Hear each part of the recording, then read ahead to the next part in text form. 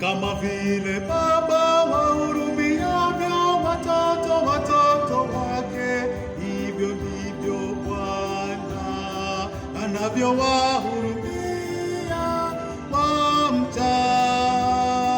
wamchao. Kama vile baba wahurumiavyo watoto wake, hivyo ndivyo Bwana anavyowahurumia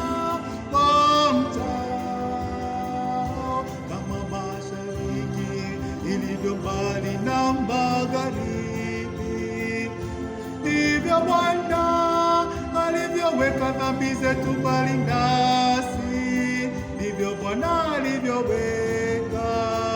alivyoweka dhambi zetu mbali nasi.